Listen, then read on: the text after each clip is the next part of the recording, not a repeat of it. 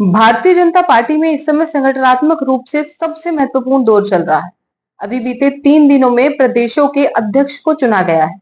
इनमें मध्य प्रदेश, हिमाचल प्रदेश, उत्तराखंड, आंध्र प्रदेश और पश्चिम बंगाल जैसे राज्य भी शामिल हैं। भाजपा के इस समय कुल 37 प्रादेशिक यूनिट हैं, जिसमें से 22 यूनिट्स के यानी कि 22 राज्यों के अध्यक्षों की घोषणा हो चुकी है। जो राज्य बाकी रह गए हैं उनमें से सबसे प्रमुख है हरियाणा। अब सवाल ये है कि हरियाणा के अध्यक्ष की नियुक्ति अभी तक क्यों नहीं हुई, लेकिन इसका उत्तर बहुत ज्यादा राजनीतिक या बहुत ज्यादा रणनीतिक नहीं है, क्योंकि इसका उत्तर मैथमेटिकल है। मतलब हरियाणा में संगठन पर्व देर से शुरू हुआ था और भाजपा में अध्यक्ष की नियुक्ति को लेकर बड़ी ही व्यवस्थित तरह से राष्ट्रीय अध्यक्ष की नियुक्ति के पहले सभी प्रदेशों के अध्यक्ष बदले जाते हैं और सभी प्रदेशों के अध्यक्ष को बदलने के लिए सबसे पहले भाजपा बूथ स्तर पर सदस्यता अभियान चलाती है। इन सदस्यों में जो सदस्य एक्टिव मेंबर होते हैं, यानी कि जिस पक्ष के 50 सदस्यों को जोड़ा जाता है, उन्हें एक्टिव मेंबर का दर्जा दिया जाता है और इन एक्टिव मेंबर्स के द्वारा भाजपा के बूथ प्रेसिडेंट की नियुक्ति होती है और फिर बीजेपी के बूथ प्रेसिडेंट मंडल प्रेसिडेंट की नियुक्ति करते हैं और मंडल प्रेसिडेंट से फिर जिला अध्यक्षों की नियुक्ति होती है। यह जिला अध्यक्ष हर जिले से कुछ प्रतिनिधि चुनकर भेजते हैं, जिन्हें वोट देकर प्रदेश अध्यक्ष चुना होता है और फिर प्रदेश अध्यक्ष के चुनाव के साथ साथ ही राष्ट्रीय परिषद के सदस्यों का चुनाव भी होता है और यही लोग मिलकर राष्ट्रीय अध्यक्ष का चुनाव करते हैं। तो इस समय दो चीज फंस रही है, जैसे कि पहले हरियाणा प्रदेश अध्यक्ष का चुनाव और दूसरा बीजेपी के राष्ट्रीय अध्यक्ष का चुनाव।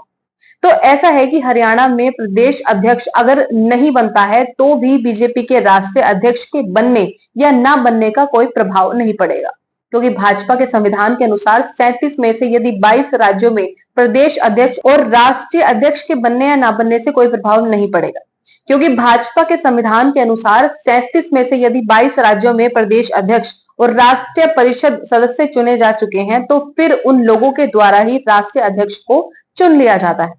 अब यह तो रही भाजपा के संविधान की बात, लेकिन वास्तव में होता यह है कि भाजपा में अध्यक्ष के पद में कभी चुनाव नहीं होते और सारे अध्यक्ष निर्विरोध चुने जाते हैं, यानी कि चुनाव के प्रकरण में केवल एक व्यक्ति जिसे केंद्रीय हाईकमान से हरी झंडी मिलती है और वही अपना नामांकन भरते हैं और फिर सभी अध्यक्षों की नियुक्ति निर्विरोध होती है।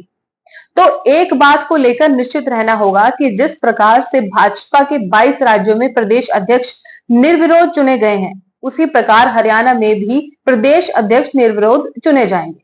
यहां पर भी कोई चुनाव होने वाला नहीं है। हालांकि चुनाव होने की व्यवस्था बनाई गई है, क्योंकि भाजपा स्वयं को एक लोकतांत्रिक पार्टी बनाती है। अब बड़ा सवाल यह है कि भाजपा प्रदेश अध्यक्ष के रूप में किसकी ताजपोशी होने वाली है। इसमें कई नाम सामने आते हैं। कई लोग तो यह भी कहते हैं कि भाजपा प्रदेश अध्यक्ष जो वर्तमान में है, मतलब मोहनलाल कौशिक, उनको ही प्रदेश अध्यक्ष के रूप में आगे बढ़ाया जाएगा और उन्हें फिर से नियुक्त कर लिया जाएगा और इसमें कोई ज्यादा अचरज होने वाली बात नहीं है, क्योंकि मोहनलाल बड़ोली के नेतृत्व में हरियाणा में भाजपा ने लगातार विधानसभा चुनाव और उसके बाद निकाय यानी कि कॉरपोरेशन और पालिका चुनाव में भी बहुत अच्छा प्रदर्शन किया है और इतना अच्छा प्रदर्शन किया है कि जिसकी किसी ने कल्पना भी नहीं की थी।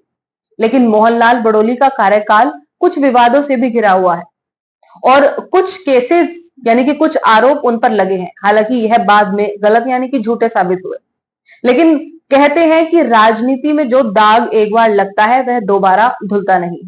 तो देखने की बात यह है कि क्या बीजेपी मोहनलाल कौशिक के साथ ही आगे बढ़ेगी या नहीं।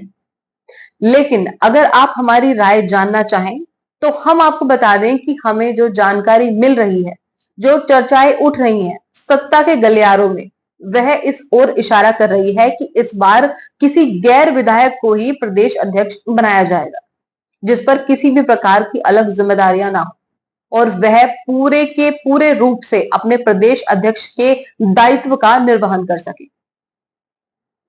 और इस कली में 3-4 नाम काफी जोरों से आगे बढ़ रहे हैं, जिसमें पहला नाम है पूर्व कैबिनेट मंत्री जयप्रकाश दलाल यानी कि जेपी दलाल जी का।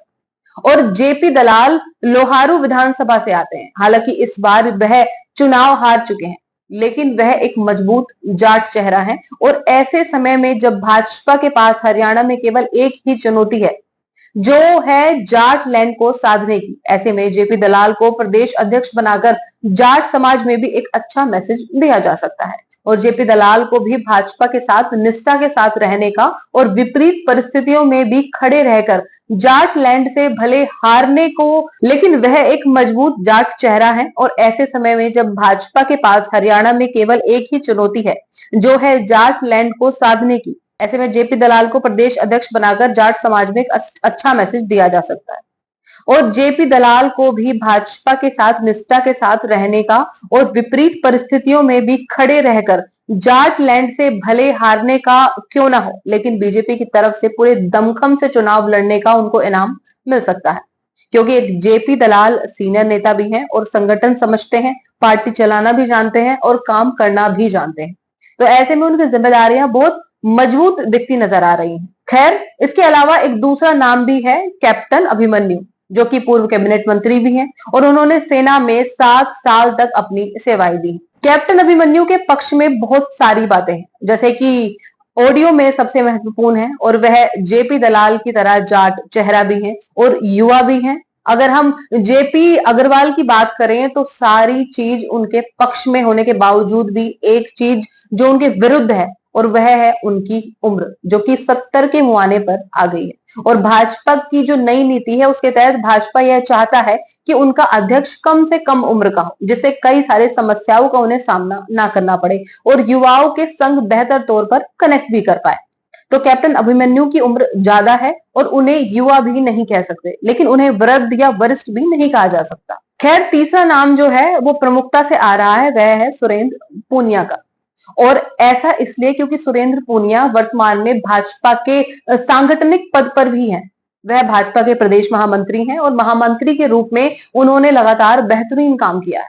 चुनाव में भी उनकी भूमिका बहुत अच्छी रही थी। इसके साथ ही यह भी कह देना उचित होगा कि सुरेंद्र पूनिया की छवि बिल्कुल बेदाग है और संगठन के जो बड़े नेता हैं वह उन पर भरोसा भी करते हैं और बड़े बड़े कामों की जिम्मेदारियां भी उन्हें देते हैं। और ऐसे में तो भाजपा में प्रदेश में भी एक सैनिक महामंत्री है, लेकिन सुरेंद्र पूनिया ऐसे महामंत्री हैं जो प्रमुख तौर पर हर कार्यक्रम में फ्रंट सीट पर नजर आते हैं और निर्णायक की भूमिका में भी रहते हैं। और ऐसे में भी भाजपा में महामंत्रियों की प्रतिशत अध्यक्ष बनाने की कवायद बहुत पुरानी है और उसके पीछे यह सोच होती है कि महामंत्री के रूप में कोई भी व्यक्ति पुलिस अध्यक्ष के करीब रहते हैं या उसके एक पद के नीचे रहकर सभी चीजों को अच्छे से और संगठन के तौर पर अच्छे से समझ सकते हैं और यह अनुभव के आधार पर फिर प्रदेश अध्यक्ष के रूप में वह अच्छे काम कर सकते हैं।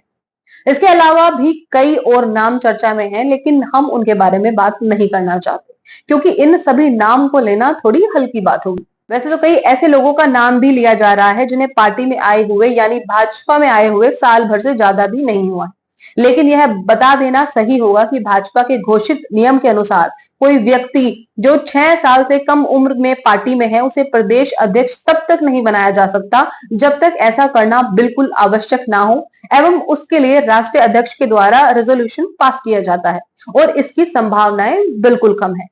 इसलिए कांग्रेस में आए हुए कुछ नेताओं का नाम जिस तरह से लिया जा रहा है कि यह लोग भाजपा के अध्यक्ष बन सकते हैं, उनमें बहुत सारे नाम हैं और मैं उनका नाम अभी नहीं लेना चाहूंगी क्योंकि हमारी समझ से भाजपा के संविधान की सदस्यता में इन लोगों को भाजपा के प्रदेश अध्यक्ष के दौड़ में नहीं रखा जाएगा।